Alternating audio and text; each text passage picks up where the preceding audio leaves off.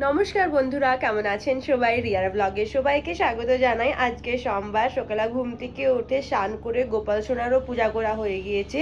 আর আজকে বাড়িতে মিস্ত্রিও লেগেছে। কালকে সানডে ছিল, কালকে মিস্ত্রিরা আসেনি, কিন্তু আজকে মিস্ত্রিরাও লেগেছে, নিচে কাজ হচ্ছে।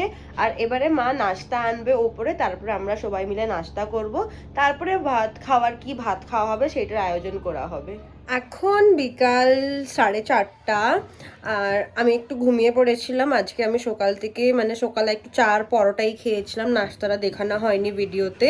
তারপরে আমাদের বাইরে এখন একটু একটু টাইল লাগতে লেগে গিয়েছে। আর এখন আমি তারপরে যাব একটু টোস্ট वगैरह কিনতে যাব সামনের দোকানে। তো চলুন দেখাই আমাদের বাইরের যে টাইলসটা লাগতে লেগেছে কীরকম লাগছে।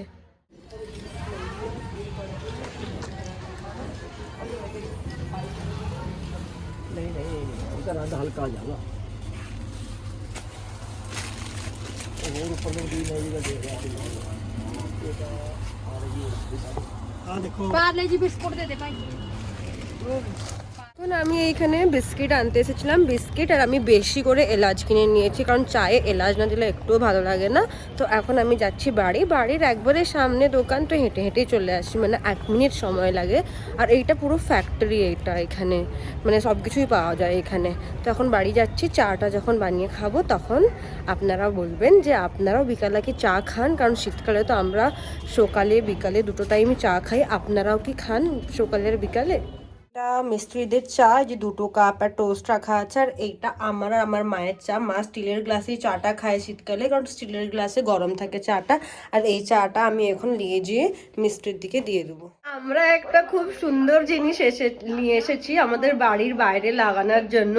আমরা এনেছি আমাদের বাড়ির যে নেম প্লেটটা হবে, সেই নেম প্লেটটা আমি কাস্টমাইজ দিয়ে এসেছিলাম, সেইটা বানিয়ে এনেছি। তো আপনারাও দেখুন, এই দেখুন, এইটা উপরে হরে কৃষ্ণা লিখিয়েছি, আর আমাদের 151 হাউস নাম্বার।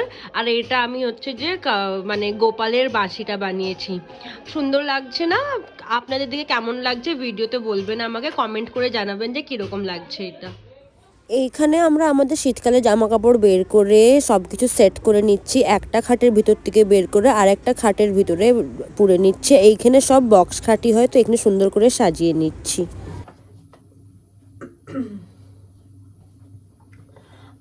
এখন আমি রুটি বানাতে এসেছি পাপার জন্য। পাপা রুটি খাবে, তাই জন্য রুটি বানাতে এসেছি আমি।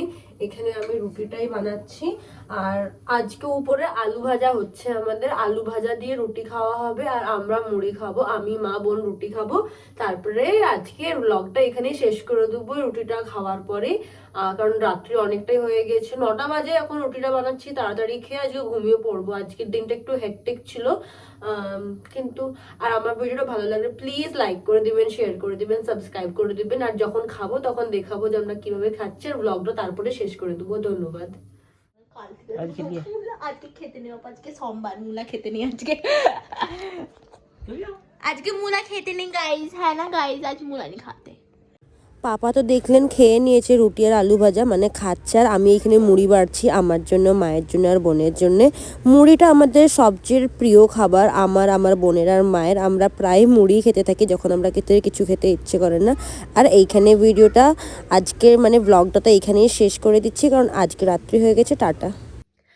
আমরা আলু ভাজা হয়েছিল, আমরা হচ্ছে যে পাপা খেয়েছে রুটি, আর আমি আর এই যে আমার বোন সেলফি ক্লিক করছে, আমি, আমার বোন আর মা আমরা মুড়ি খেয়েছিলাম।